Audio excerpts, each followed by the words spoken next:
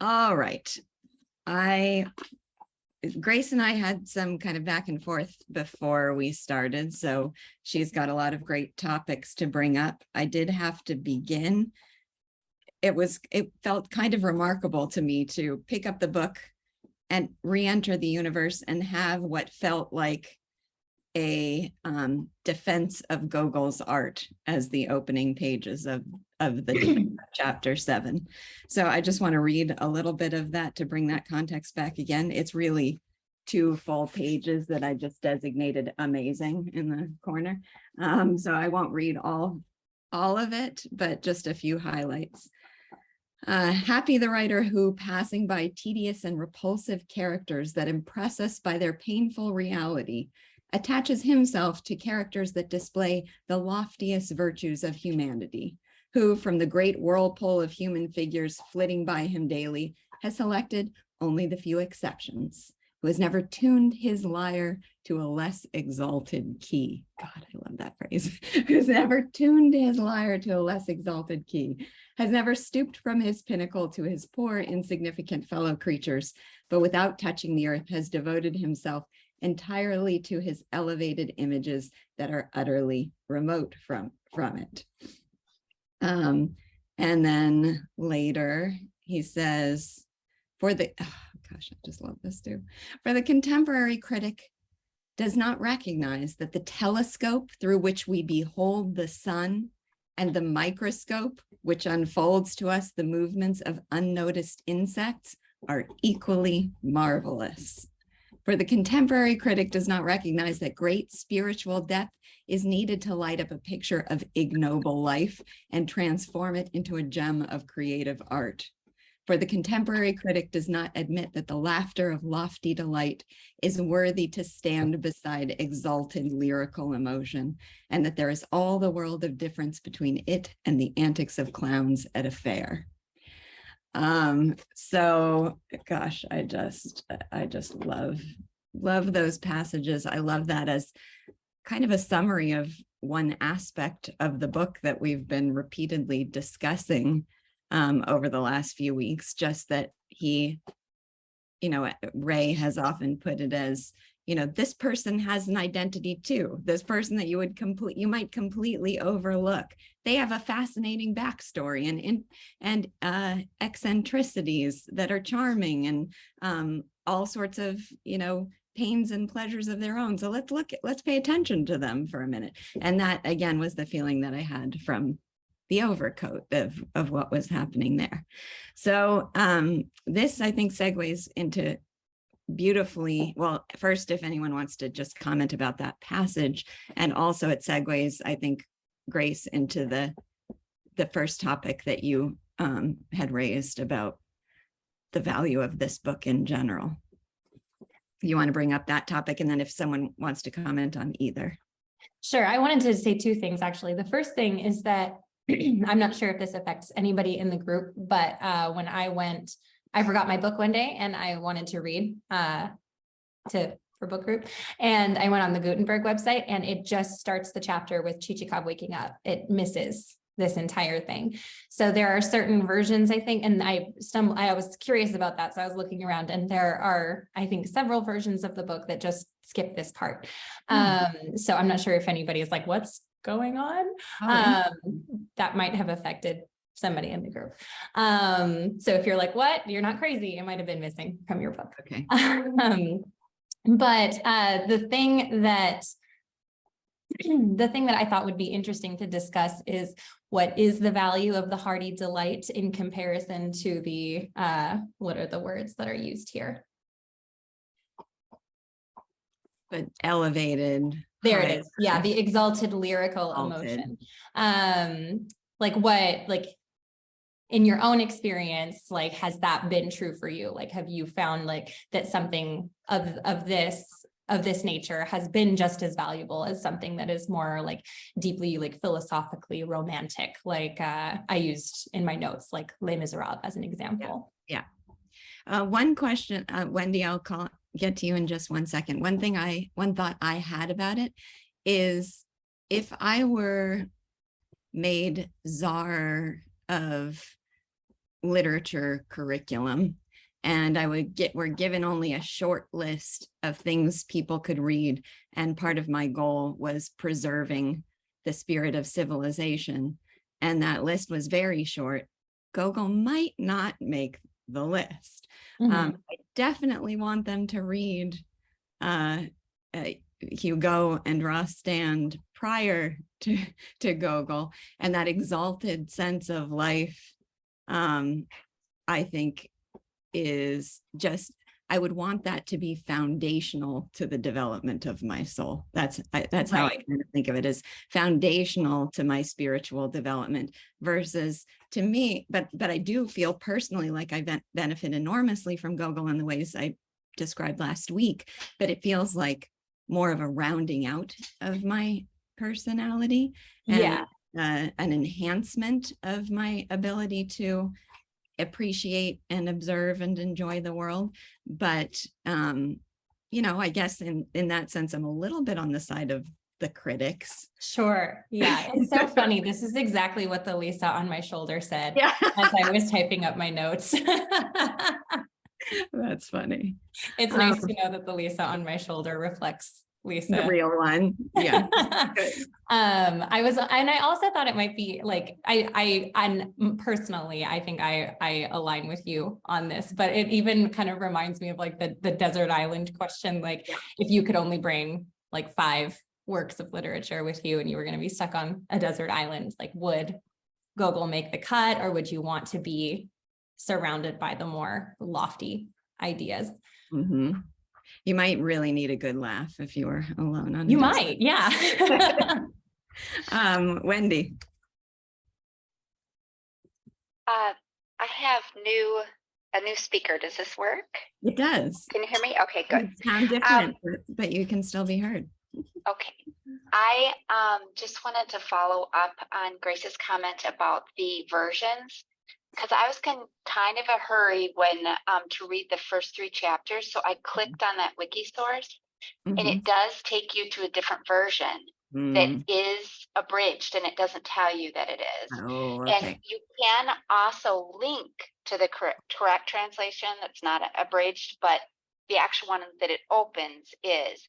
Okay. So I want to sort of, I don't know, clear my name in regards to my last week's comment, because Oh. I actually didn't meet the same character. It abridged. When I asked, I'm like, I'm confused. I don't recognize that description. And then you Uh-huh. also said something about a daughter.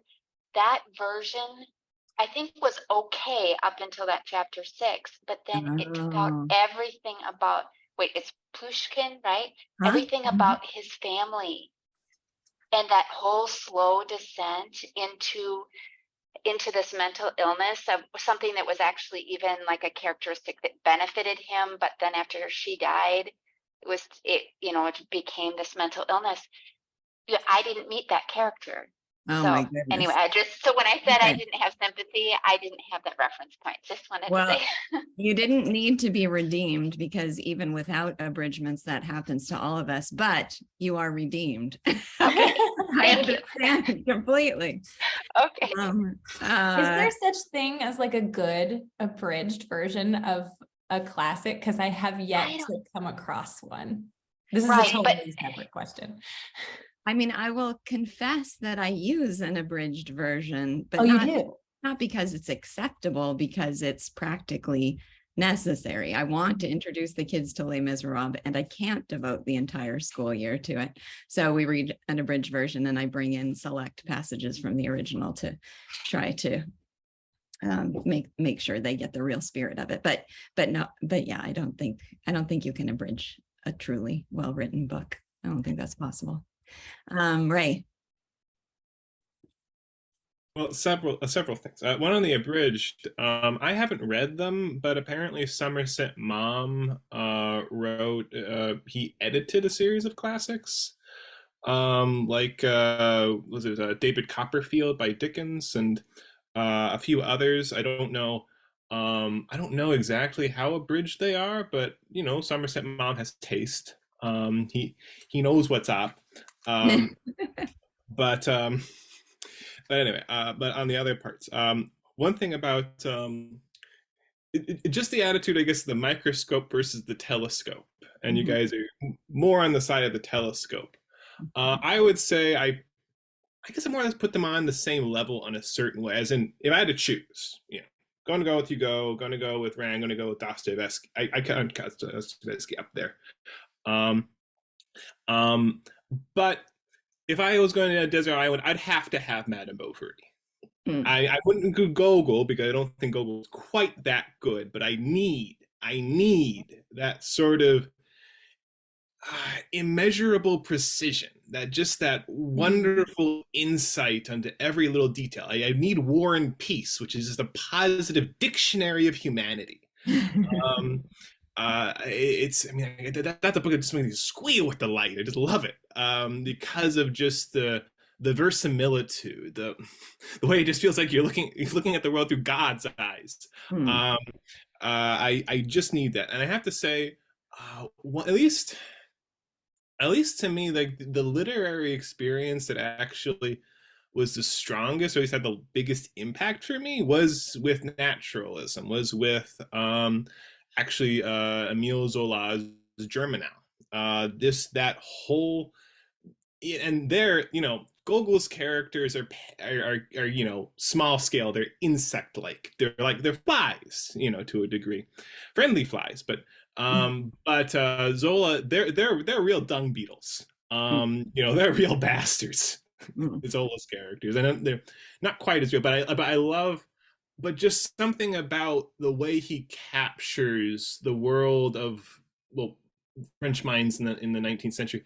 There is just a verisimilitude, a deep richness of feeling, a multi-sidedness to the atmosphere. Just that book just left me with a feeling for the almost the rest that stayed with me for days and days. So I just want to say where I stand on the whole microscope. I really love that. Yeah, that makes sense to me, and I do think so. When I think of Hugo and Rostand, I think about a certain sort of overarching attitude toward life that I want to embody and embrace.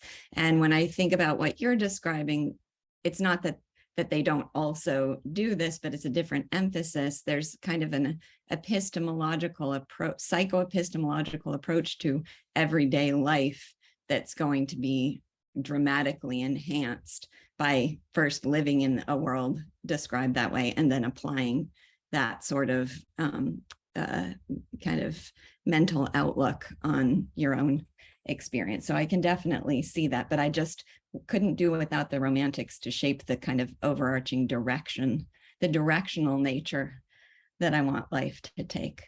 I have to say here that I did delight in the fact that in my Literature and the Quest for Meaning talk, I talked about the literary microscope, and then I also went into the telescope, and I think I added all kinds of scopes in there because of the variety of ways that literature looks at the world. Shoshana. Yeah.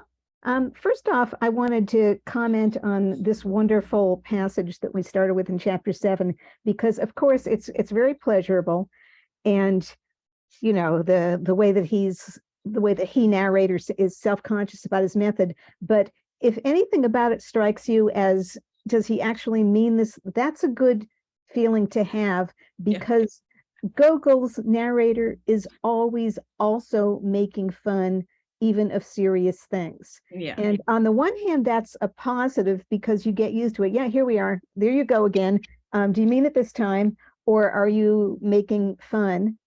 Because he actually does a very good job of representing the very sort of thing he's mocking. Mm-hmm. Sometimes it's called mock heroic or mock epic. Mm-hmm. And you can fall for the mock heroic and the mock epic, especially if you're hungry for the epic. So mm-hmm. I think that you sort of have to read this, but also be thinking, is there another narrator behind this making fun of what this narrator is doing, right? And since you mentioned Rostand, that made me, it kind of brought home to me one of the things I was thinking about, because this happy the wayfarer, happy and so on. You remember in Cyrano that speech that Montfleury doesn't quite get through? Mm-hmm. It starts out like that, happy the blah, blah, blah. Right. Okay. And I have to say, we're never that interested in hearing the rest of that speech because it sounds goofy. But I mean, that was a certain tradition of happy. And here, Right. So the tone of it, happy he who, yeah, starts with the pomp of the kind of grandiosity he's making fun of, but there's still something real about his approach to but yeah, I see the whole describing his method. Yeah. But you almost it's sort of as if you read that and think, oh, I've seen that movie before. You know, and then you read and say, well, actually it's making some sense, and he's being a good describer of his own method. But I think you kind of have to think about it both ways, because I think Gogol's got a lot of tools in the toolbox. And one of the things that he could do is to be a very good conventional writer. Yeah. In addition to being the poet of characters other people would never even start describing. So I guess I just wanted to call you, especially since, this crowd, Cyrano, it'd be good to remember that. And as far as all the different versions, I'm not a student of all the different translations, but I know there have been problems over the years. The Book of the Month Club did an edition that I think it added stuff that wasn't in there originally, because they wanted to present it as being something that could have happened, or that someone had written a memoir and were using it and so on.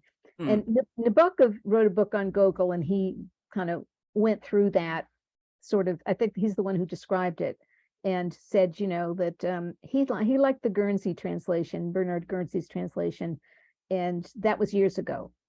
And so and Nabokov died years ago, so we haven't heard from him on the ones that have appeared since then. But what he said when the Guernsey came out, he said that's a lot better, even from the standpoint of not leaving things out, than others that we've had. And then there's a chapter that Gogol had trouble, I don't think we got to it. The Gogol had trouble with the censors, and so it's in, it's out. Okay. And I don't think we can really count on the censors as being literary critics who are useful to us, because sometimes they're kind of stupid in that they don't understand that they've let something through that if they understood it better, they would have kept it out.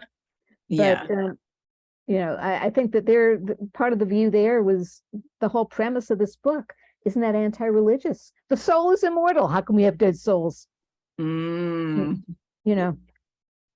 But of course, the book understands that the dead souls are they're dead. That at least the serfs. Or are they? I don't know. We got to some passages here where they were alive again. Yeah. We got kind of caught up in the discussion. Okay, Greta.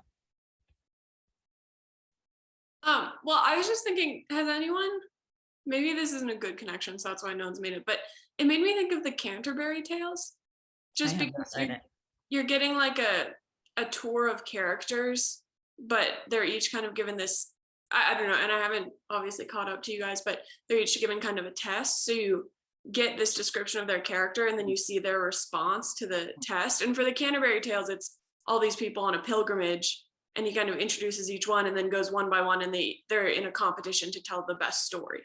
Right? So you meet their character and then you see the story they tell, and that's supposed to like show you more about them as people. But it's, I don't know, just the way he's just like traveling from person to person and just meeting each one. It reminded me a lot of that one. But then you ask like, why? I don't know, just it's a weird format, and I don't totally know why the Canterbury Tales is in that format either. Yeah. But it seems similar, where you're just, you're getting a list of Russian people basically, but you see their character and how they respond to this test, and that's supposed to show you about them. You're definitely picking up on themes we've been discussing, and I love how in this section, which you haven't read, but all the characters who were established as kind of became like archetypes as we met them come back in this chapter, and we know them so well, and they behave so consistently with everything we know about them. Like, of course you did that. So Bakavich's father wrestled a bear. It was like, yeah, of course he wrestled a bear. Why wouldn't he? But then the other question that is still lurking out there, even after the the chapters we read is, why is he doing this in the first place? So there is a series of explanations offered, all of them soundly rejected, and we still at this point don't know why he's doing it. Yeah. So it's not presented as a test, but it does reveal the essence of each character's soul, the way they react to it. Yeah, I'm not saying he's presenting it as a test. I'm saying it's Gogol's. It's Gogol's Way of test. highlighting. Yeah. I know. I mean, the woman just came back in this chapter. I just loved her approach in the carriage, and we didn't even know who it was at first. And then just by her mannerisms, of course, she's there to make sure she didn't get cheated. Right. Yeah. Okay. So any other thoughts on that topic? Gosh, we have so much to talk about. So maybe I'll just move on to the next thing. Still, I'm going to focus on chapter 7 for now. But it was, we almost had a book within a book with Chichikov's spinning yarns and daydreams. That's how I think of that. And it was so fascinating to me how it was written, because it sort of started out as projections and fantasies, and then it was almost written as if it were fact. It just sort of transitioned into It got so hyper specific. I kept losing track. I had to go back and be like, wait, this isn't happening, right? Yeah. So yeah, but it was for each of those characters, we've been getting these kind of intricate backstories, and now for these souls, he's just who are dead, imagining them, who are dead. He's imagining and fabricating them in elaborate and compelling detail. I loved he went of one, and it's stated as if it's fact. He went about all the provinces with an axe in his belt and his boots slung over his shoulder, eating a ha'porth of bread and a couple of dried fish, though I bet he carried home 100 silver rubles in his purse every time, or okay, blah, blah, blah. But I could, we can just completely picture this guy with the boots slung over his shoulder and eating some bread.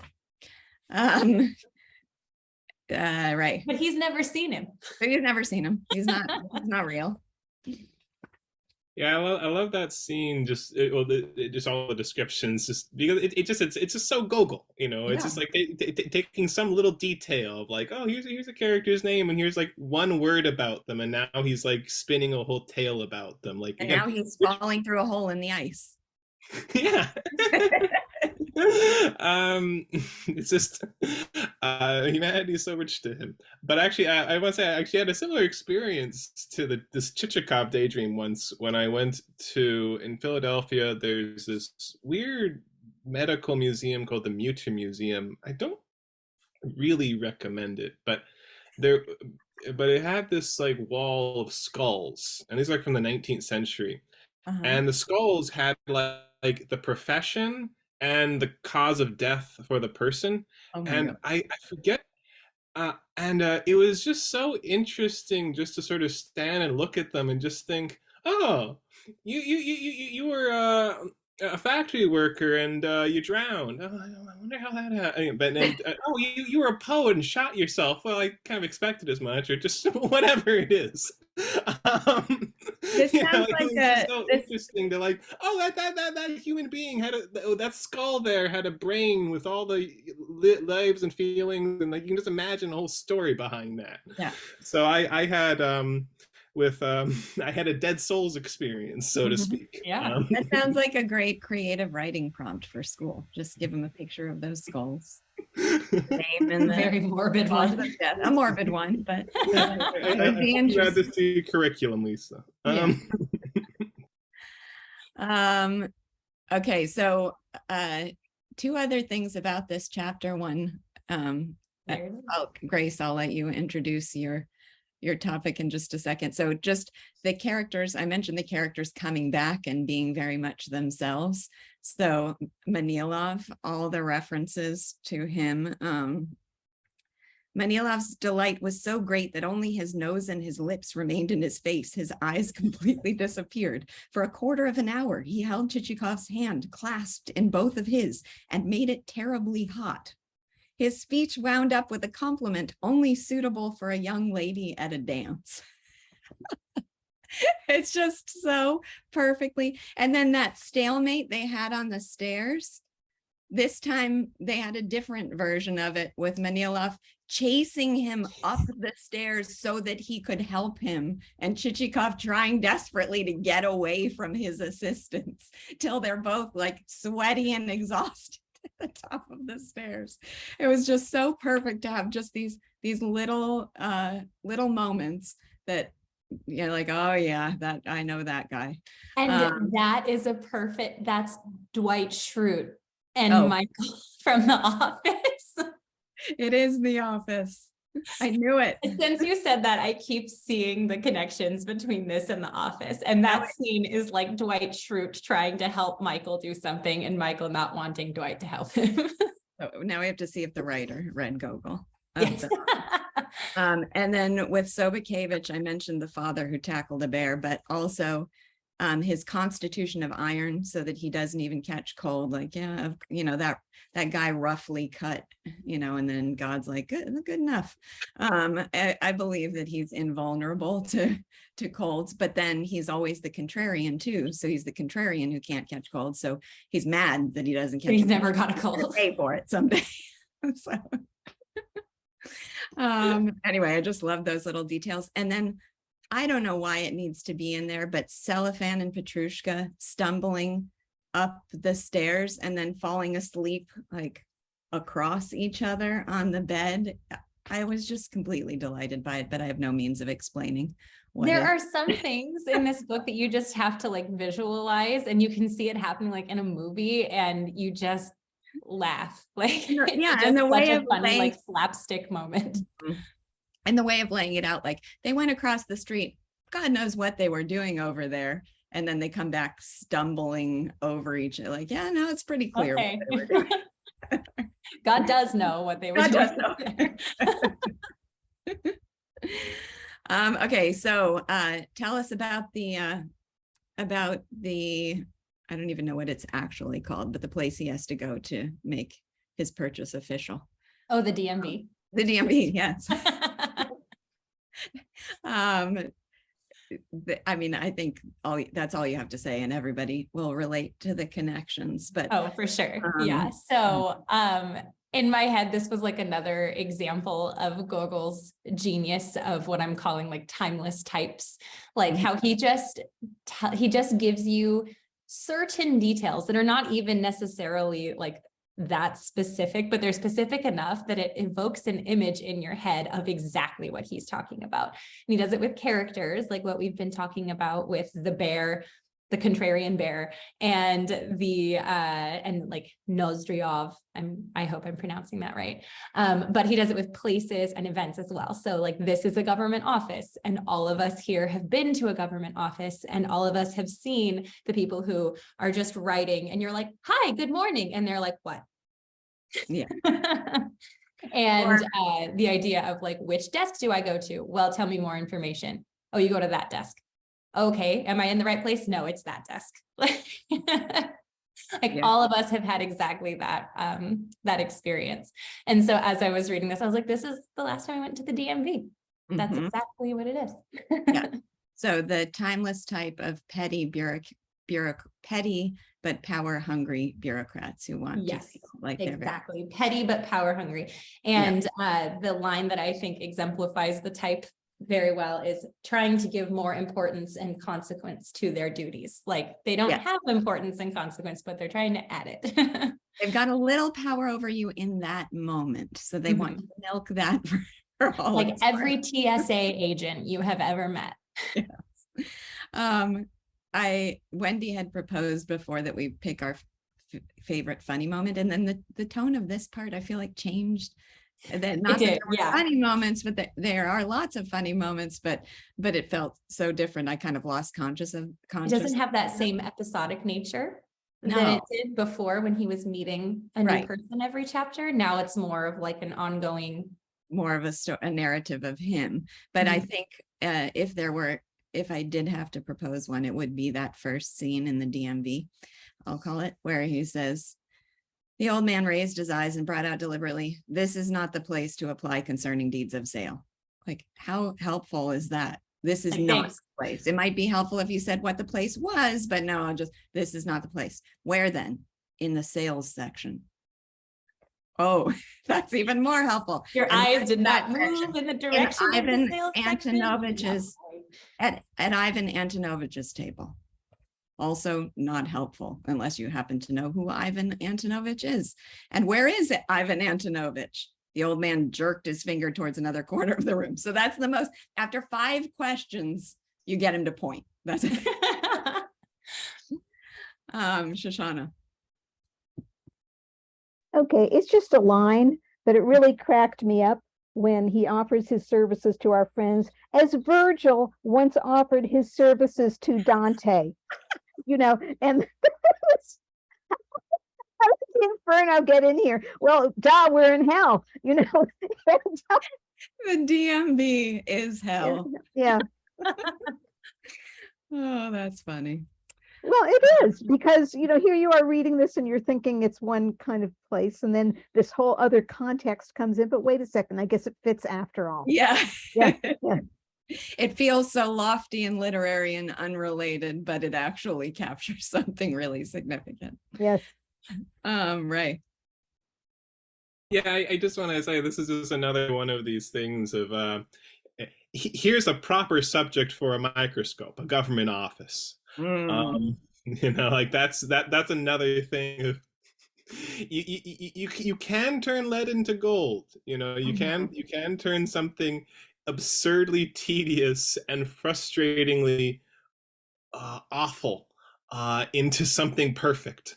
Yeah. If you There's something very satisfying of you know, you feel understood, and your frustrations seem clarified in that moment. Frustration Exactly what it's like. Yeah, that's exactly what it's like. Let's see. I also, you wanted to mention the hilarious. Oh wait. Is this also from this chapter? Oh no, I'm getting ahead of myself, I think. Oh no, it was when they go to the police chief's house. Oh gosh, I thought that was so funny. And the surgeon. Yes, I thought it was really funny that Sobokiewicz ate everything, or almost everything, and then passed out. Like, yeah. I just thought that was hilarious. That fits him, the hibernating bear. He gorges himself and then goes to sleep for the winter. Yes. But also, like, that's a type as well. Like the party with the drunken daydreams that are confused with reality. Like Chichikov is now thinking that he is a landowner that has all these souls, right? Like, I've been to that party in college, like where people like get so up in their daydreams that it like becomes real, and they're like, no, we should do this for real. Yeah. So yeah, I love how that's real. As he's going home, it says he was told to collect, Cellophane was told to collect together all the newly settled peasants that they might all answer to a roll call. So that's how real it's become. That's how full of himself he's become over the course of the conversation. It's so funny. It's so funny. Greta. Well, I was just thinking about your office thing too, and I remember reading something about the guy, I think it's BJ Novak who wrote it. He's in it too, but he was talking about how like you have to have one kind of normal character so that everyone else seems crazy. But if everyone's crazy, like it's just too much and it won't be funny. But that's what Chichikov is too, where he's just normal enough that you feel like you're on his side and you can kind of put yourself in his place. But if he were crazy too, like as crazy as everyone else and as much of a character, then you wouldn't be able to find any of it funny because it would just all be too absurd. It would be absurd. Yeah, it would be like. Yeah, but I was just thinking there's one part where, again, I'm sorry, I'm so bad with the names, but the one who like just criticizes, he's always like, oh, I met the police chief, he's a wonderful guy, and Oh, oh, he's a terrible rascal. Like everyone is. Yeah, that's Sobakevich, the bear. Yeah. Yeah. Mhm. Like when he, at one point he's like, oh, I see he's a man who doesn't like to hear anyone spoken well of. But like, Mhm. if you didn't have a character saying that, Oh. like you kind of need that, you need someone to be able to say that in the story. Because you can't just say it yourself. You need someone in it to be able to set that. That's interesting, because at first I felt resistant to your point, just because I feel like I don't know what I think of Chichikov. He just seems so focused on his goal of acquiring souls and then of meeting the woman at the dance, that everything seems sort of instrumental towards that end. But you're right that it's through his interactions with them that we're Did you getting. get the email or only the one I sent? yeah, and that kind of imposes like From an Meeting of the order on Minds. what otherwise would be chaos. Stephanie, I think I don't know how, can I mute her? No, okay. All right. Sorry, Grace, what were you saying? I was just saying that kind of imposes, even if you're not like up on why he's doing any of those things, like it kind of imposes an order on what otherwise would be chaos. Right. Yeah. Ray.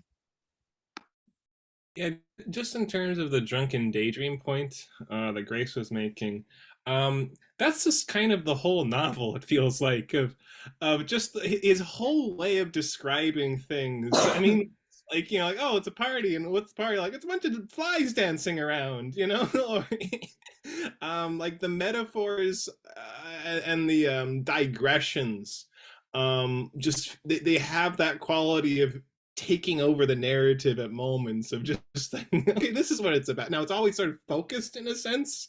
It's always relevant in my view of, it's like, it's always clarifying the characters and is important. It's not like you could edit that out.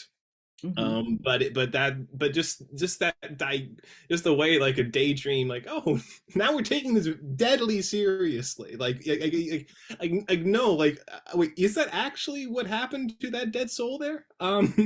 Yeah. Well, that brings me to, this is kind of a strange point to make, but I'm still going to make it. When in the next scene, when he goes to the ball, as I was reading it, so Shoshana, I think in the first discussion, you made the point of him writing sort of like a playwright. And so you really see a lot of physical action. And then I also mentioned early on that there's, the word surreal is used a lot in discussing this novel. And what I realized as I was reading the scene at the ball is that in my head, it was playing like a slightly psychedelic movie. And I wish I were better versed in movie directors to know who I could liken it to. I think of somebody like, who's the Royal Tenenbaums guy, Greta? Oh, Wes Anderson? Wes Anderson. But it's not that exactly. There's something else, but where, if I were directing what was happening in my head, directing it as a film, it wouldn't just be, a distant shot where I'm seeing Chichikov cross the ballroom floor, knocking people over. It would zoom in on his face as he's standing there, dumbstruck, unable to move, and everybody's staring at him, and then it would shift. But anyway, so it felt that, what my point is, that there's something that felt cinematic about it, which is obviously anachronistic. He can't have been imagining this as cinematic, but I guess what I feel like he's doing is imagining it in a really fanciful, maybe this is where the surreal comes in, but just kind of, Ray, what you were saying was what brought this up in my head, but just sort of getting carried. Okay, we're talking about Chichikov's face, so we're going to zoom in on him and take time on that, and then we're going to zoom out to the ballroom, and it's not just kind of telling a narrative, it's getting carried away in these little details that feel like it's panning around to me in this sort of psychedelic, eccentric way. It's exactly like that. Yeah, that's so it means that I would love to see it as a movie done that way. Well, I was just gonna say, can we like all write a very strongly worded letter to Wes Anderson specifically, this? asking him to please make a Dead Souls movie? I think he That would would be do a really awesome. good job. Molly says like the Enola Holmes movie, which I have not watched and which Right. I'm told I ought to, because I was discussing with my students the other day the concept of panache, and they were trying to give me characters outside of Cyrano who have panache, and somebody suggested Enola Holmes, so that was a good sales pitch for me. Not a great movie, but it is in that style. Okay. Interesting. Yeah, it's bringing definite movies to mind for me, but I can't call them out of my subconscious. Greta. Yeah, I just have a movie. I don't think you've seen it, but it's Scott Oh. Pilgrim versus the World. Oh, I haven't. It's just it's kind of like Wes Anderson, where it's like all the characters are just extremely quirky, and then the filming is kind of weird. But Mhm. Scott Pilgrim Very versus the World is stylistic. like even more like things are a little crazier. But it's the guy. Did you see Baby Driver or no? I haven't yet. No. Okay, the Oh, same but guy yeah, as but that. where he like weaves comic book stuff into it, so it makes it more, I don't know, like more fanciful, like you're saying. But I think that's the guy we should write a letter to, I think. Okay. So, and I need to watch Baby Driver, but that's the fanciful element I'm thinking of, is almost the scale of focus. So instead of just wide shot taking in the narrative of it, you will zoom in on the smallest of Yes. details. Yeah. Right. I just have to say it's because you'll hate it, but yeah, the director sounds like David Lynch. You're gonna say Tarantino. David Lynch does, at least like David Lynch. Twin Peaks is like that. Okay. All right. So not a recommendation, just saying. Okay. Got He it. knows better. Okay, so chapter 8 and the ball, aside from this element, what were the other things we wanted to talk about? So I guess one of the themes here is we're not going to talk about women. So funny. Oh my gosh. Gosh, that's hilarious. He's like, I can't, I'm not, I won't. And that's come up before, Greta. I'm sure even in what you've read that has come up, but it comes up again here because he's going into a ball. Good luck going into a ball and having the premise that you're not going to describe women. So, but he does it in an even more hilarious way, because on the one hand, he is restrained by his unbounded respect for the spouses of the higher officials. And on the other hand, it is simply too difficult. The ladies of the town of N were, no, I really can't. I really feel shy. What was most remarkable in the ladies of the town of N was, it's positively strange. My pen refuses to move, as though it were weighted with lead.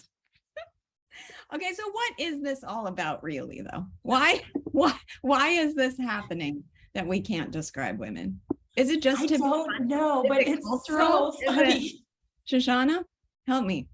Well, I think that if you think about it overall, in Gogol, frankly, he's got trouble with describing women. Mm-hmm. Okay, No. and so Chichikov has trouble with women. I mean, they can be part of a scheme, and the narrator's got trouble with women. And the very sort of what you were calling surrealism, that shows up a lot in other Gogol, including the famous short stories. The nose, yeah. The guy thinks, I've got to get married, but I can't do it if I'm missing a nose. Yeah. Well, what do you think the nose might be? And then his nose is actually big and walking around town all by itself. Yeah. Yeah, and yet when you read it, it's not as you're supposed to think, yeah, that could happen. What I was going to think about in connection with women, because it's something that you know, is the overcoat. Mm-hmm. Okay, the overcoat is like his wife. Mm. Okay, because well, that's sort of how it is now. You got the description of the tailor's wife and so on, but basically that's a story without a lot of women characters. But for him, the overcoat, it's like his mother, it's like his wife. It's it's a female noun, and he celebrates it the way that you would celebrate a wedding. Now, this is bringing to mind all these lines from this book where, like, right from the very beginning, when he was talking about the colorful scarves that married men wear because their wives, and he's like, Lord knows what bachelors do without a wife to wrap a colorful scarf around him. And then here, at the beginning of this chapter 7, when he, this literary description of literary styles is likened to the married man. So the writers of high ideals are like married men, and the others are woeful bachelors, right? Yeah. So did he just struggle with women? Well, it certainly looks that way. And well, let's just say that someone who's really looking for Freudian symbols everywhere is going to have a really good time. There are all sorts of things you can look for, but I think that the simple thing is just noticing that he's uncomfortable with it, and he's sort of making a joke out of it because, of course, there would be censorship anyway, but that's not his problem. He'd have trouble even if there weren't censorship because he's just plain uncomfortable. Yeah, and he knows that there are, there's a story of his about Ivan Fyodorovich Sponka and his aunt. And there's a dream in there, which again, I'm not going to kind of describe it for you, but it's definitely surrealistic. And a wife can be all kinds of things, including, like food, or something could turn into a wife just the way that in the nose, the bread has got the nose in it. So, so he's just plain uncomfortable with women. There's well, I guess I'm thinking of other stories which also sort of flirt with the difference between something that you could conceivably undergo realistically and something that couldn't happen. And I think that that's especially true with women, that he keeps thinking, well, let's see, I guess maybe I ought to describe this, but maybe that couldn't happen. And whether that's Gogol or Gogol's narrator, it comes out the same. And even Korobichka is the woman character among these, and she's her name means little box. And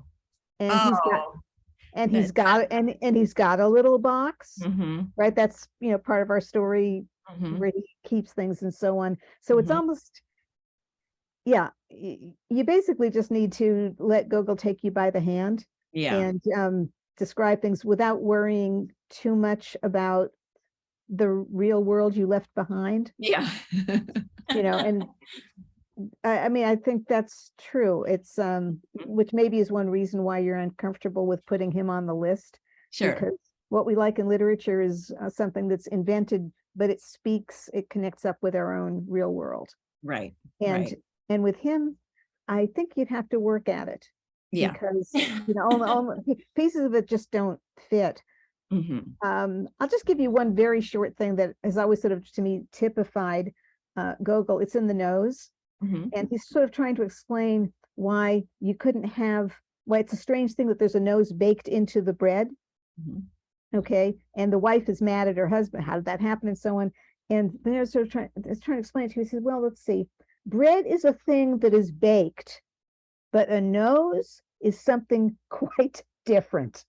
And of course, the nose isn't different just because it's not baked, but he's struggling with the idea. Well, and someone who can't really explain why a nose shouldn't be in the middle of a roll is going to have trouble with everything, because most of us would not have trouble with that one. No, we're differentiating a nose from bread. We don't need a narrator to explain this to us, or why. I mean, I could keep going, but just we don't have trouble with that. But if the narrator's having trouble with that, then clearly he's not in our world. It's there's a sense of life. It's a sense of life feeling and power of observation and kind of just finding charm in everyday life, I guess, are the main things but not integration of powerful theme. That's not going to be what it is. Last time I said, why this collision with the carriage? Well, I guess that question is answered now because she's back. And so let's see, with chapter 7, or sorry, with chapter 8, we're talking about now.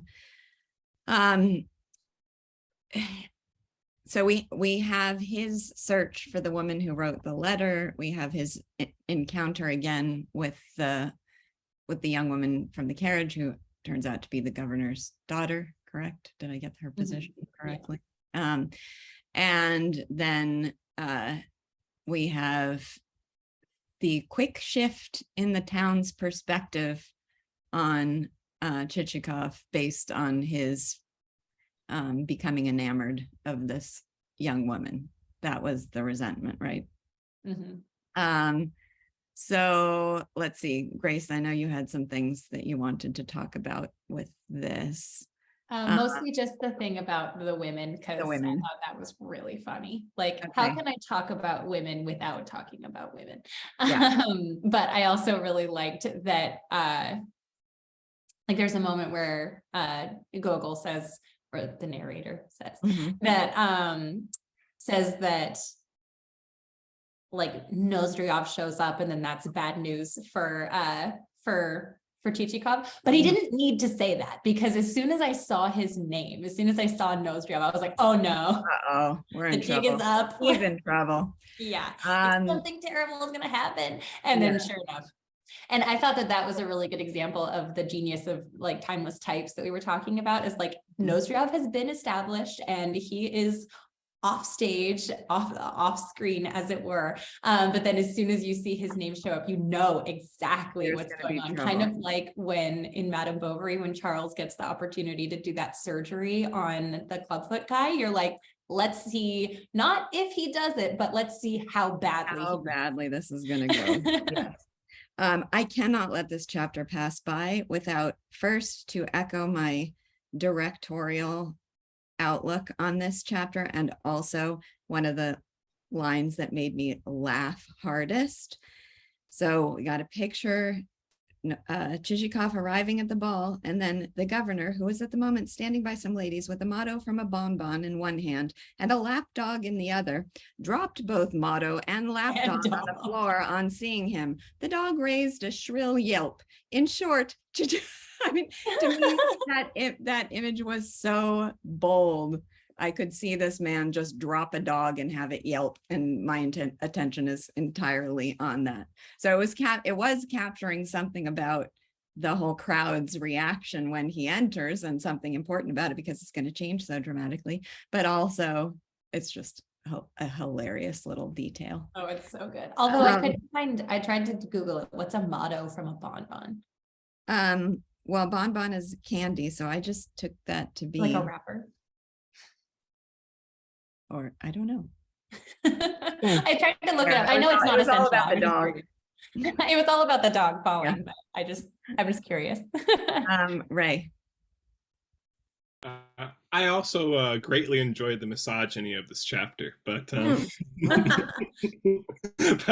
I think it's a very straightforward reason of just why he doesn't want to talk about the ladies, in a sense, is because well, I think it's, well, okay, maybe not straightforward, but I think there's two reasons. One is just he doesn't want to say something impolite. You know, he doesn't want to say, well, you know exactly from the earlier section about when we first met the governor's daughter, just what exactly he thinks about women and what they're like when little girls grow up into women, and how they're corrupted by their aunts, and even just that little phrase, which was next chapter, but it's just my favorite phrase was just how, you know, how two girls will squeal together and love each other until the mothers come about and say how that other one is of a lower class and you shouldn't be with her. It's like just that horrible way you're corrupted into that sort of grotesquely secondhand perspective. But it's like, but yeah, I think that's what's going on. I think it's also just he is he's a bit not humble, but, you know, Woody Allen anxious. You know, just like, that's a good. I don't quite have the skill to go into like the full depth of this. This is I'm just going to give you some superficials that will sufficiently clarify the picture. to the extent to which I feel confident of being able to do so. Yeah. But yeah, that was. But so he's going to refrain from comment, and in doing so be scathingly critical, because Comments so much. because we have the what was it, the entirely agreeable woman and the simply agreeable woman. The agreeable, and the lady agreeable in every respect, and the agreeable lady. Those are their designations. There's only one little comment though, just about when we use the word surreal. This is just a technical thing on my part that's a little fussy, but like there's a way in which it's dreamlike and fantastic when we're reading it, and it's so flamboyant. But surreal, at least in the sense of surrealism, that's more of just trying to be uncanny. Like there's something that's like off kilter, something like, why are the characters speaking in this slightly alien fashion? While this is just like, okay, this is wild, this is a dream, this is it's well, you almost say romanticized in a certain direction. No, I prefer dreamlike as a description. I was using surreal because it was the word that I encountered when I read about it, but I didn't feel comfortable with that word, so I like that better. Greta. There's a Woody Allen movie that's making fun of Russian literature.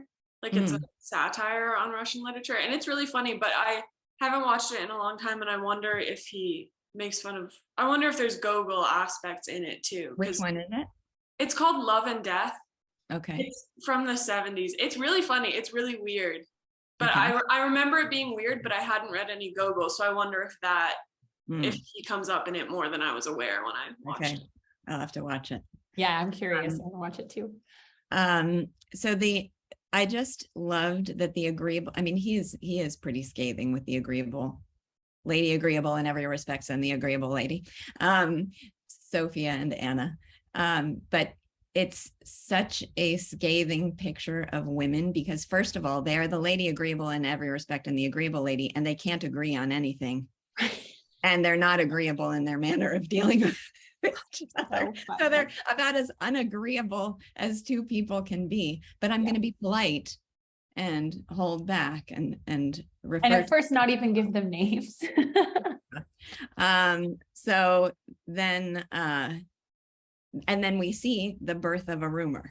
We watch it develop right before our eyes. And I love the description of how it starts as a supposition, or as a, I forget the word he uses exactly, but it starts as kind of a theory. And then by the end of the conversation, it's a fact. It's real. And then they have to go and tell other people about. Naturally. They have to go and tell other people about, and then whether or not it's fact, everybody's going to love to talk about it. Even if it's just to say, oh, you've got to hear this thing. Isn't it absurd that people think that? But you're going to still. But you're still talking about it. You're still going to talk about it and propagate it along. But I loved the little aside too about this being not just rumors, but so much of knowledge in general, because it was I was thinking of the grant assisted research where it's kind of self-propagating, because you get the grant by having a certain theory, and then the study you do confirms the theory, and then it's real. So I liked the connecting the nature of rumors with a certain approach to the pursuit of knowledge. Yes, absolutely. Gosh, that's the account of how the rumor spreads around, I think, is really funny, and how it kind of takes it kind of splits off into like the feminine version and the masculine version. Yeah, we need to talk about that too. Shoshana. Yeah. I looked it up just to be sure I was remembering right. The mottos in the bonbons were sort of like fortune cookies, have little things in them. Oh, the motto, I get it. And the idea is that you don't just gobble it down, but you nibble at it, and so you're not going to eat the words. You're going to find them, and so that's it was. I think the idea there's a luxury item, and to be like the little lap dog. Yeah. I think that's right. That's it. And as far That as makes Love and sense. Death, Thank that movie, I think he's really making fun of Dostoevsky without necessarily knowing him all that well. You know, the characters in there have long philosophical discussions that are not about anything. Yeah, you know. And I guess the one joke that I remember that I thought actually was funny, Dostoevsky has ridiculous disturbed characters. And so there was, you've heard of the village idiot, and of course Dostoevsky's got an idiot who's not an idiot. Well, in this movie, welcome village idiots. There's a convention of all the village idiots coming together. And that's kind of, you know, that's funny. You know, it's not exactly Dostoevskian because it wouldn't happen in Dostoevsky, but it's sort of making fun of a Dostoevskian idea. That's all. I don't remember anything being that specifically Gogolian, but I don't think I've seen it since in decades. And, you know, like maybe it came out in the 70s or something like that. 70s, 80s, yeah, long time ago, before Greta was born. And that's it. Right. I just want to say about the rumor mill, that that was perfect. That was wonderful. Just the whole description of it. I mean, well, actually, again, that's what you were saying, Grace, about how you know, it's a drunken party where the lie or the fantasy becomes a reality, and like it is here like that. here it is, just, you know, in regular life. That's how it is. And nobody's drinking. And just that wonderful sarcasm of just how the women were much more regimented and orderly in their rumor, and they just had such details of, even to the end point of asking the hour of the future elopement. That was beautiful. But one thing I do want to say, I don't know if this will happen later, because you don't know when things suddenly get real and tragic for Gogol. Yeah. But I do just when I think about these sorts of rumor mills, I just think about like the real damage they do. Oh yeah.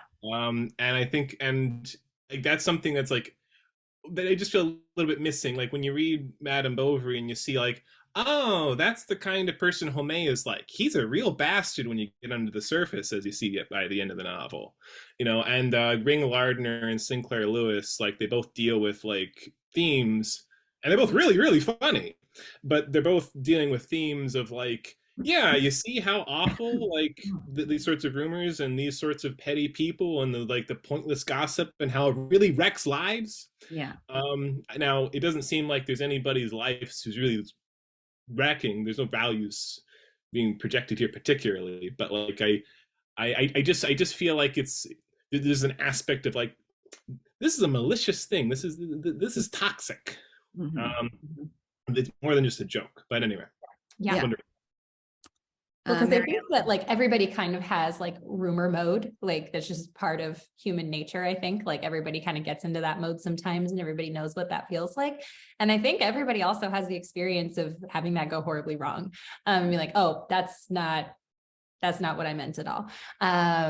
So you might be onto something. Maybe, you know, I've never read this before. Maybe it will go on to turn into something more sinister, I'll say, and less comedic. But for now, it's funny. Now it was an amusing picture of how rumors actually happen. But since we're talking about the danger of gossip, I have to give a plug for one of my favorite scenes in any movie ever.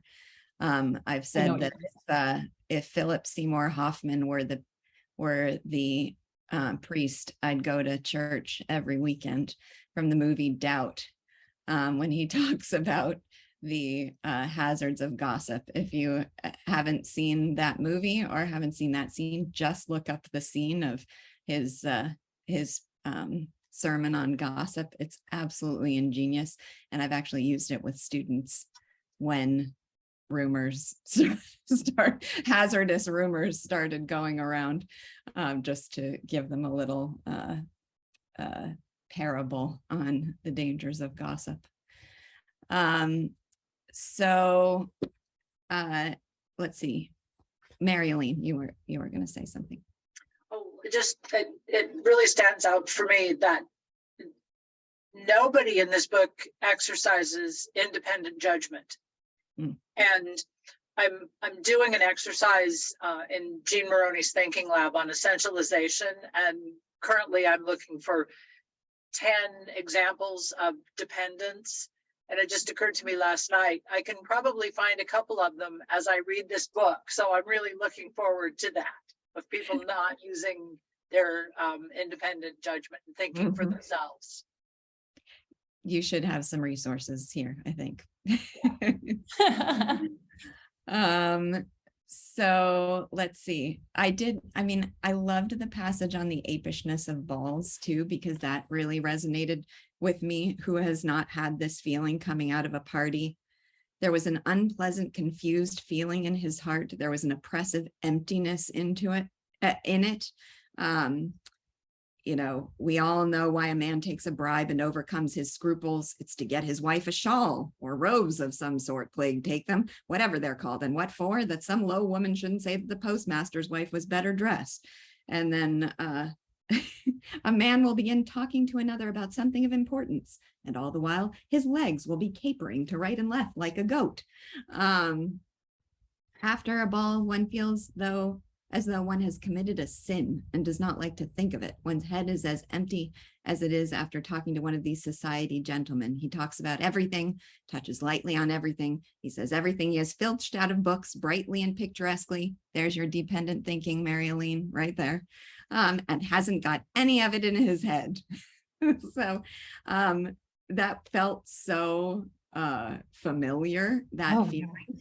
But then, you know, Shoshana, you made the Cyrano connection before. A Cyrano connection occurred to me here, because he's feeling bitter about the empty-headedness of people at the ball, but also he's mad not being the center of attention anymore. So then it says, such were Chichikov's unfavorable criticisms of balls in general, but I fancy that there was partly another reason for his indignation.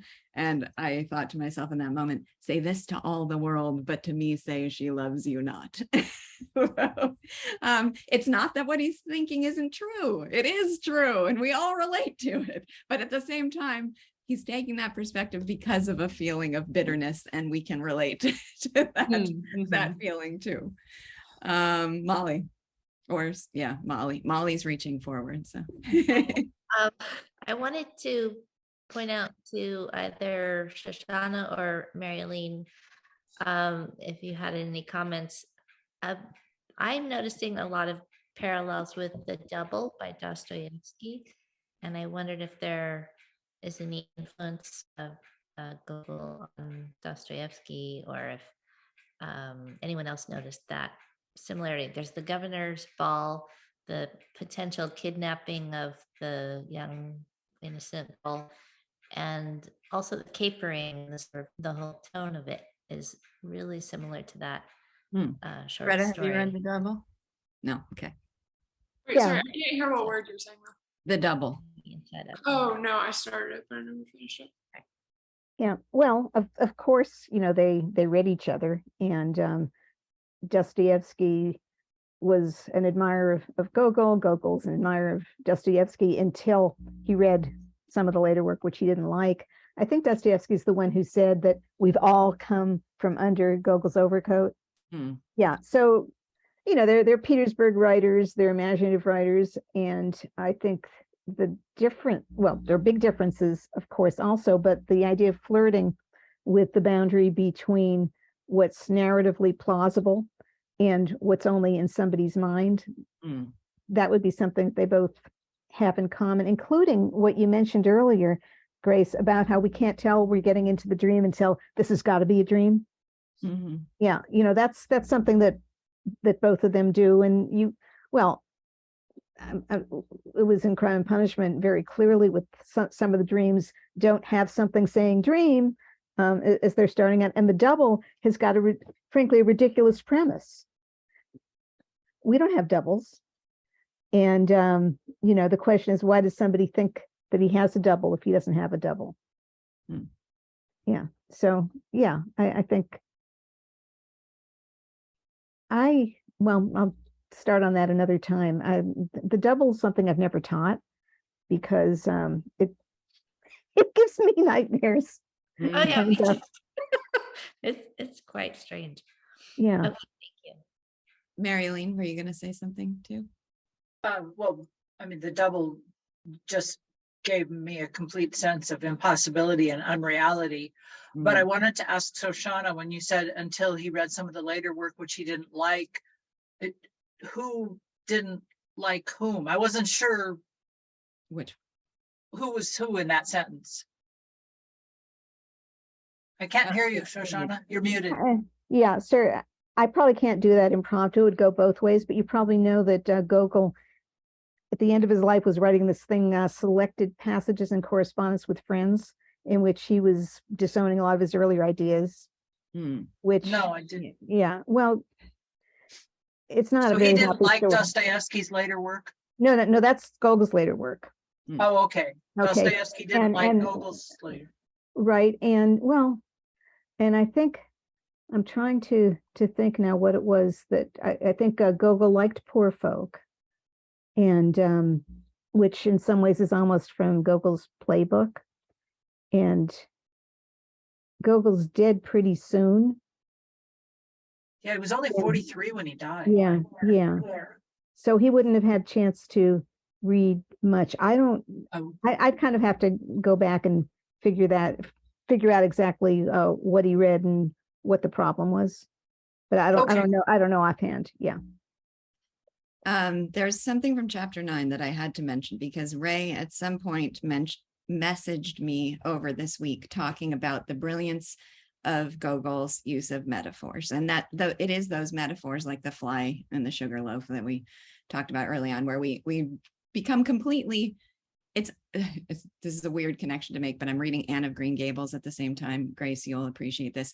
But when Anne starts talking about telling one of her stories, Marilla, who's so sternly disapproving of her stories and her flights of imagination, wants to stop her, but ends up getting carried away with them and forgets that she's supposed to stop her from talking. So with Gogol's asides and metaphorical asides, you just become completely swept up in what he's saying and the imagery of what he's saying.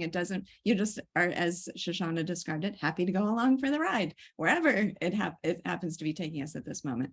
But anyway, his metaphors are powerful and ingenious, but having that in mind, that conversation, I could not stop laughing over this particular passage where it says, in chapter 9, they found themselves for the first moment in the position of a schoolboy whose schoolfellows have thrust a twist of paper full of snuff up his nose while he is asleep. Breathing up all the snuff with the energy of sleep, he wakes and jumps up, looks about him like an idiot, with his eyes starting out of his head and cannot grasp where he is, what has happened to him, blah, blah, blah. Okay, so that's a dramatic metaphor. But then what made me laugh so hard was the first sentence of the next paragraph, which says, such was exactly the position of the inhabitants and officials of the town. Like, exactly? Was it really exactly? that was, I think you were getting carried away with yourself with that really funny metaphor. But then this was exactly. That was it. Oh my goodness, that made me laugh. Okay, so let's see. We're running quite short of time. Do we want to talk about, Ray, I'll let you comment on that. And then we should talk about the difference between the women's. Oh, that's right. Yeah. That was like the thing I wanted to talk about and I got swept up. I got swept up in what we were talking about. And I enjoyed it. Okay, right. Well, I do want to say, in Gogol's world, it is exactly the same. You know, I think that is as precise a metaphor as anything in Flaubert. It's I mean just that way of just the confusion, the childishness, the sense of bewilderment afterwards, or the joke being played on you, like that is exactly Gogol's world. Like, yeah, okay, maybe we could say that actual people wouldn't react exactly that way, that it wouldn't be precisely right, but for Gogol's absurd people, this is right. Most people do. No, but I have to try to emphasize that is exactly what I love about it, because I imagine myself in conversation with Gogol and he makes this connection. He says, that's exactly what it's like. And I say, I myself would look at him and say, really, is it exact? No, it is exact. That is exactly what, and I know he means it earnestly. That is exactly what it's like, but still, there's still from my end, okay, but come on, it's not exactly. Well, And he's like, no, it is. I mean, what it is, I'm sure that's exactly what it's like for Gogol. Right. Exactly. For love him, like when he hears a rumor about himself or about the people around him, I'm sure he's it has that same quality. Yes, absolutely. So Grace, did you have something you wanted to say about, I mean, the women's version became very definite. It had an exact narrative with specific details, and they all centered around romance. The whole reason for having dead souls is so he could elope with the governor's daughter. It was just a front. What's that?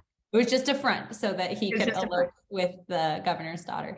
But there seems to be a missing premise between those two things. I'm not quite sure how they relate, but nobody seems to care much about that. It's just no, they're just like, no, that was all a front. Let me bring your attention to the essential, which is this romantic narrative that we're all leaving. Right. And then so the passage that I highlighted just as a memory cue for myself was the masculine party, the more irrational, concentrated their attention on the dead souls. The feminine party were completely absorbed by the abduction of the governor's daughter. So the female party is very much like, like we were just saying, focused on the romantic aspect of it. Or like the horribly unromantic aspect of it. And then the male party is very much like, no, you're missing the point. What is he doing with the dead souls? What? Yeah. Why? Yeah. And then I couldn't even quite follow it very well, but this whole thing with other crimes that had happened at the same time that couldn't have been him, but might have been. And now people are questioning him. And there was a line about how they were suspicious of Chichikov, but then they started wondering if maybe Chichikov was suspicious of them. Does this ring a bell? Yeah, but maybe I misread it, but I'll tell you how I interpreted it. So it said, there was a line that said, fear is more contagious than the plague and is instantly communicated. They all discovered in themselves even sins they had not committed. So my impression was that this vague talk about dead souls was bringing up crimes that they had committed, not that they suspected he might have committed, but things that they had done. And is somebody finding out about, is this going to come to light? Yeah. Okay, so I think that's, so then, but I wasn't quite clear why it had this effect on them, but just all this gossip about dead souls made them think about dead people in their lives. Well, I have a weird connection to make, and I'm going to talk about the TSA again in a completely different way. I think I know what you're going to say already. That's so funny. When you're in line at airport security and you're like, what if I accidentally have a gun? Yeah. You've never owned a gun in your life, but yeah. But just being scrutinized or seeing someone else be super scrutinized makes you scrutinize yourself. And what if I accidentally did something that is worthy of this level of scrutiny? Yeah. And yes, Molly's or when you're being followed by the sheriff, am I speeding? Even if you're going 10 miles an hour below the speed limit, you're going to slow down more. Yeah. Yeah. Yeah. That's a good connection. Right. Yeah. Just the, I just intensely love just these two camps and how it's in a sense, they're what would be the word, the same two sides of the same coin of, fabulous and detailed speculation, and just this sort of anxiety-ridden skepticism that scrutinizes not just Chichikov but yourself. Yeah. I find that to be so. Both of them are just so groundless, equally groundless in a sense of being that withdrawn from like, well, is he uncovering crimes that I didn't commit? What's going on here? I just found, and actually, well, it reminded. Well, I'm not going to go into that, but it was great. It was great. I loved it. And then finally, at the end of the chapter, someone decides to ask him why he's right. After At the all end. of this, then someone has the bright idea of, maybe we should ask him about Oh, yeah. it. Shoshana. I was just going to mention, in some ways, we're very lucky and innocent that all of this is funny, because this is Russia, this 9th century Russia. We got a czar. The czar can do whatever he wants. They can lock you up for writing the wrong thing in a poem, saying the wrong thing, looking in a peculiar way. So, a lot of Russian writers got into, Dostoevsky gets into trouble. Lots of people writers get into trouble, and other people are afraid of getting into trouble. So this is the idea that if anyone, the TSA is not so ridiculous, because the whole country is full of TSA people, going around and reporting their neighbors. And so as they say, just because you feel paranoid doesn't mean they aren't out to get you.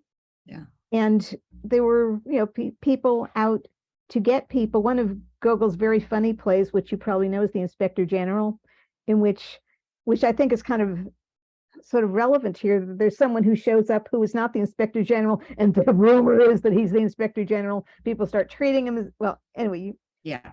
It's much funnier when Gogol does it than when I try to describe it. But the notion of, scrutiny and horrible things, and you could be guilty. Alice in Wonderland, the Queen, off, that's of course England, but off with your head. So I think that's sort of, it's sort of tragic that it's funny. Yeah. Yeah, but all kinds of people could get into trouble for all kinds of things, and they knew it. Yeah. Yeah. Yeah. And you could be reported, and the governor. Well, I could keep going, but it's a real thing. Yeah.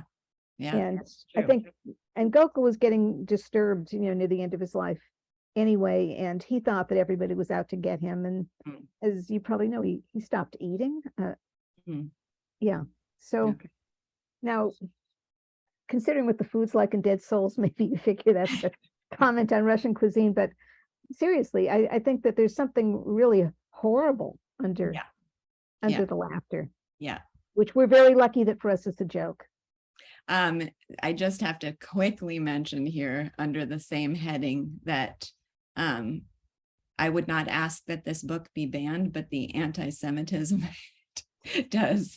I mean, the number of reference to the Jew as a disparaging comment is pretty painful to read, especially given that my ancestors had to flee Russia to avoid religious persecution. So I'll just mention that. I let it go, but that's something else that Dostoevsky and Gogol had in common. It's in there too. Let's see. Was there? Ray, you had your hand up before or no? Okay. So perhaps we'll discover why he's buying Dead Souls.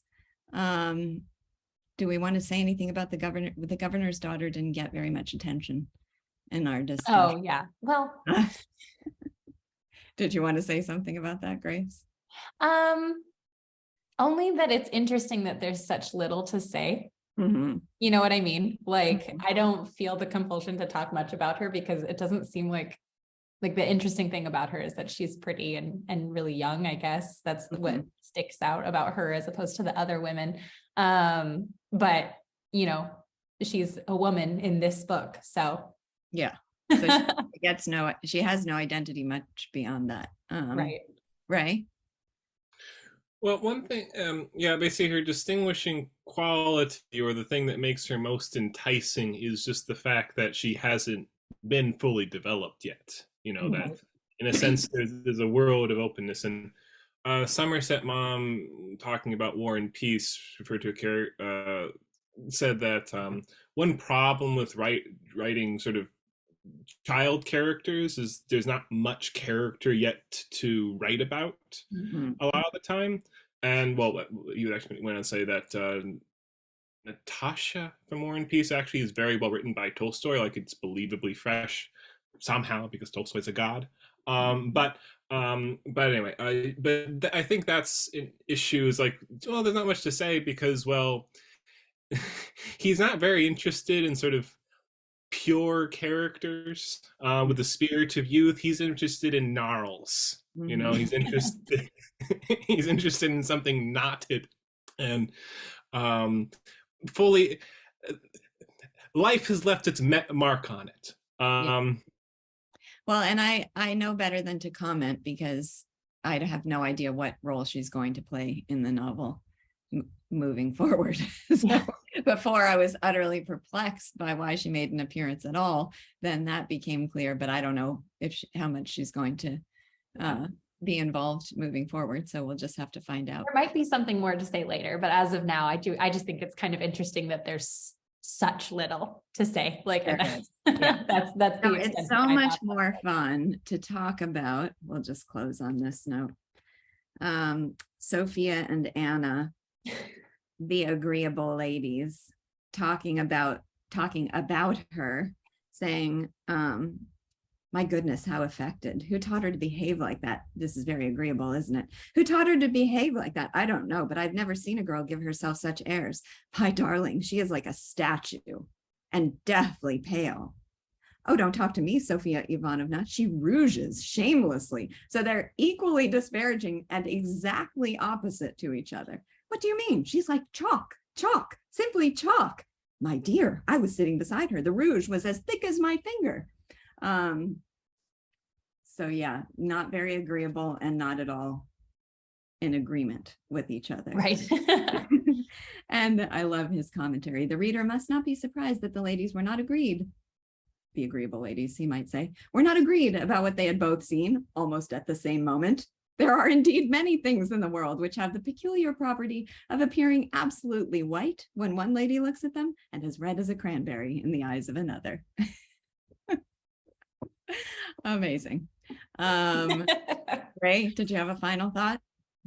Yeah, just again, that's just to me just so perfectly Gogol in the sense that, you know, just like as Grace was saying, you know, it's the dream, it's the lie that turns into a reality, or it's like that line of the sleep of someone with a the peaceful sleep of someone with a not overly developed intellect, or something like that, of just, you know, thinking and judgment and all these things. You know, they just get us twisted into these unrealistic fantasies. And well, actually, it's kind of like Flaubert in a sense of just, you know, you just create, you know, the fantasy, what you imagine is so much more real and present than the actual facts in front of you. So much more interesting that the people who have been sleeping for years are drawn out of their corner because they're so captivated by this utterly fabricated story that's going about. And my point is just that it's like, you know, it's a fantastic world, you know, that Gogol is making, where, you know, the metaphors are just so out there, but it's that's sort of like the way they perceive the world is almost fantastic, of like, I'm just going to impose what I want onto this, you know. She was rouged up or she was pale as a statue, you know. That what matters is whatever your preconceptions are, whatever makes the more fantastic tale for you. Yeah, the resentment is the core, and then you can fill in the story to suit your resentment. There you go. All right. Oh, I forgot to figure out what we would read next time. I feel like the chapters break down awkwardly in a way that makes us have to read a whole lot or not as much. Make it short so I can catch up. Okay, yeah, fair enough. Actually, I think that is what we should do. I was gonna ask for a favor, shorter, make it a little shorter. Okay, so it'll be 50 pages as opposed to, it's been 60 typically, I think. So we're just going to finish part 1. Is it just chapters 10 and 11. Finish part 1. All right. Doable. Thanks, everyone. a lot of fun. We'll see you next week. See you next week. Thank Bye. you.